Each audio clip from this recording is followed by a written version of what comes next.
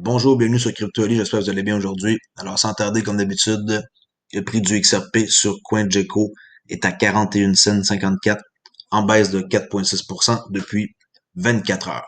Et les marchés se portent toujours au-delà de 1,19 trilliard de dollars.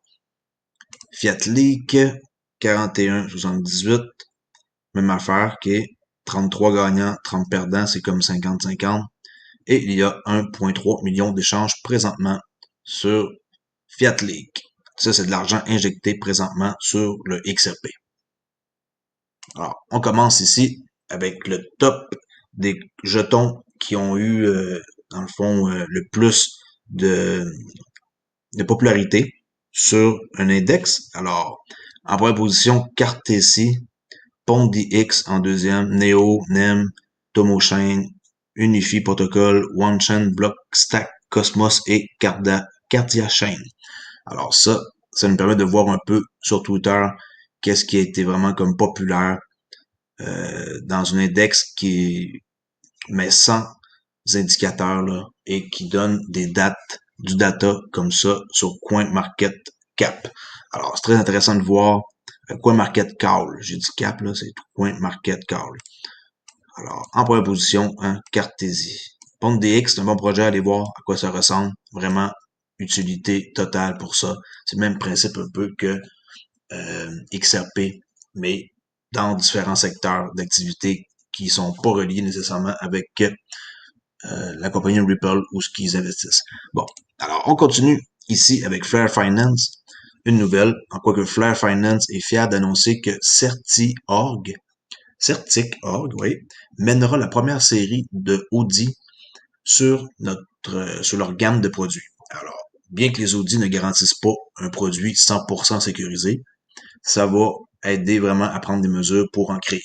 Bon, okay, c'est pas 100% safe, le finance, qui va être construit sur Flare Network, mais on s'entend que le seul risque qu'il y a, c'est peut-être un peu dans le farming, là, le minage, mais en tant que tel, les autres possibilités qui vont exister dans les 6 produits sont zéro risque. Il n'y a presque pas de risque et le seul risque qu'il y a sont minimes. Alors, on va voir ça plus tard quand ça va arriver sur le marché. Je vais faire seulement des vidéos par rapport à ça ou peut-être même dans les prochains jours selon quand est-ce que je sens ça. Dogecoin. Dogecoin, ouais, qui fume son niveau record après que Snoop Dogg est devenu Snoop Dodge. Sérieux, cette histoire-là, c'est vraiment comique. Je vais vous annoncer un truc. J'ai acheté du Dogecoin. Écoutez, il y a une frénésie derrière ça. Et j'en voulais avant même que le pompe de 800% ait eu lieu. Mais j'étais pas vraiment motivé à en acheter. J'en ai acheté un peu hier. C'est tout. On sait jamais qu'est-ce qui peut arriver. Je les ai payés en bas de 5 cents, là, comme dans les alentours, là. On va voir. C'est assez comique qu'est-ce qui se passe. Alors, Dodge a également grimpé de 4 places sur la liste des crypto-monnaies les plus précieuses au 7e rang. Le prix du meme crypto-monnaie Dogecoin a grimpé de plus de 55% dimanche. Alors, tant mieux, j'ai fait 55%, établissant un nouveau record après que le rappeur américain Snoop Dogg a rejoint le rappel en chef de Dodge Elon Musk et la rockstar de Kiss Jamie Simon pour tweeter un mime de Shiba Inu. Le chien, là, c'est la race de chien qui représente le jeton Dodge. Je sais que c'est un peu du n'importe quoi, mais qu'est-ce qu'on en sait, hein?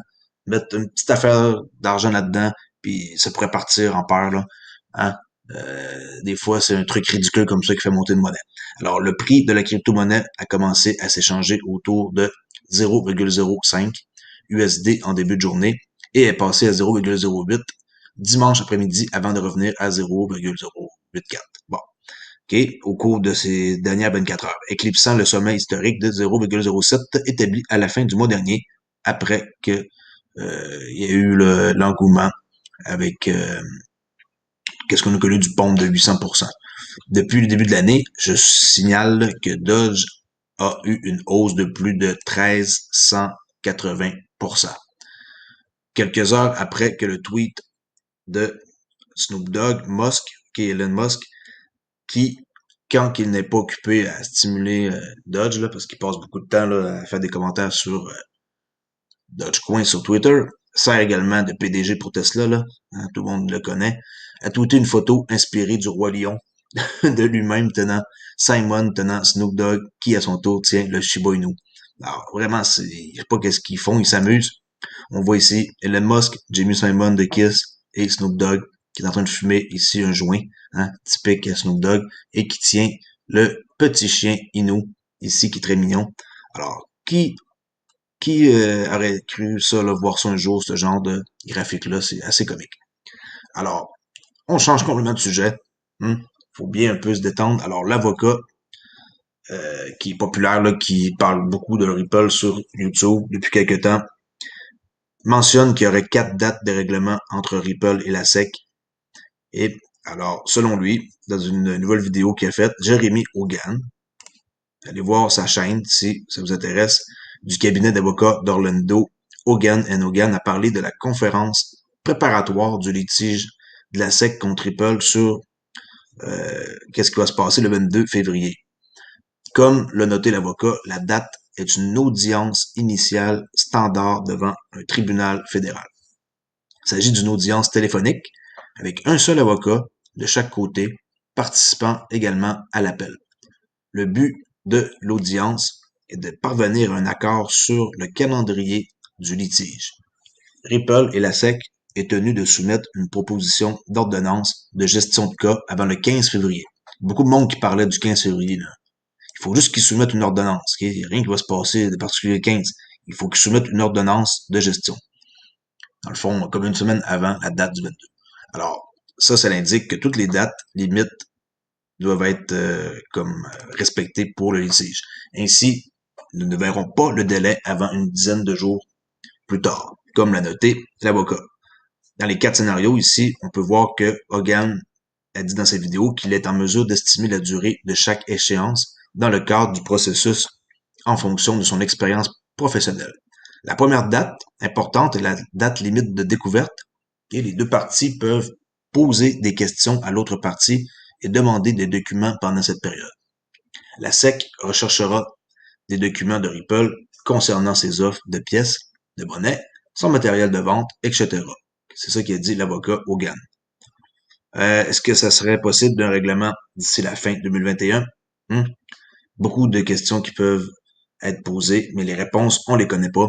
Le scénario numéro 2, c'est quant à lui, pourrait avoir lieu après la phase de découverte, lorsque les deux parties se rendront compte de leurs forces. Et ils vont voir qu'est-ce qui se passe, et là, ils vont voir, oh, ok, regardez qu'est-ce que ils ont entre les mains, puis nous, bon, ok, qu'est-ce qu'on peut faire avec ça? Comme l'explique Hogan, il y aura également une médiation à ce moment-là avec un avocat tiers qui est complètement indépendant, là, travaillant avec les parties pour essayer de parvenir à un accord de règlement. Bon, ça, on peut en penser beaucoup de choses. C'est sûr que lui, il a une réputation, il a pris en main par lui-même la décision de faire des vidéos sur YouTube, qu'on peut aller voir, là, Jeremy Hogan, montrer à l'instant sa chaîne, Jeremy Hogan. Il est comme très populaire présentement, là. Très, très compétent dans ce qu'il dit. Ça s'appelle sa chaîne Legal Brief. Okay? On voit qu'il a commencé à faire s'intéresser à Ripple à peu près là. À quelle date? Ça fait environ un mois à peu près. Okay? Mais il a commencé à être intense, là. Il n'y avait pas beaucoup de vues. Et hop, là, il a débloqué des 13 000, 111 000 vues, 101 000. Si vous intéresse, abonnez-vous à sa chaîne. D'ailleurs, moi, je suis pas abonné, je vais cliquer m'abonner. Et allez voir qu'est-ce qu'il dit. C'est toujours bon d'avoir le vu d'un professionnel que n'importe qui comme ça sur Internet, incluant moi, là, que je suis pas avocat, je suis pas capable de vous donner vraiment des trucs spécifiques par rapport au cas, mais lui, il va pouvoir vous en donner. MoneyGram, hein, qu'on sait qui est associé avec Ripple, ici en hausse de 20 cents, 8,59.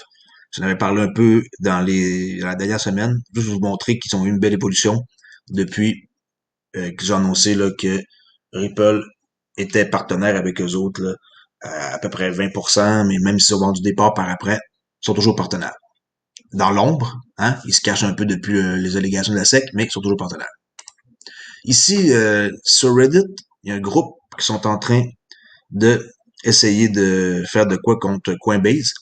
Ça dit que si Coinbase ne répond pas, lisez ceci, rejoignez tous les clients mécontents ici pour que nous agissons. Bonjour, si vous n'avez aucune réponse de Coinbase ni le soutien mérité, vous êtes au bon endroit. Nous faisons appel à tous les utilisateurs qui ne reçoivent aucune réponse du support de Coinbase et qui ont l'un des problèmes suivants. Compte restreint, compte suspendu, impossible d'accéder au compte avec un problème avec Coinbase et n'a pas de réponse d'assistance depuis plus de 5 jours. Ils ont créé un groupe Discord. Alors, si ça vous intéresse, ici, je vais le mettre dans la description. Le PDG de MicroStratégie, qui a présenté Bitcoin à plus de combien de personnes d'entreprise? 6900. Wow! Lors du dernier événement qu'il y a eu, alors la conférence virtuelle qui a eu lieu, qui s'appelait MicroStrategy World 2021, a rassemblé 22 000 participants. La croisade de Michael Saylor, qui pour apporter comme, dans le fond, le plus de monde dans le Bitcoin, apporter fruit.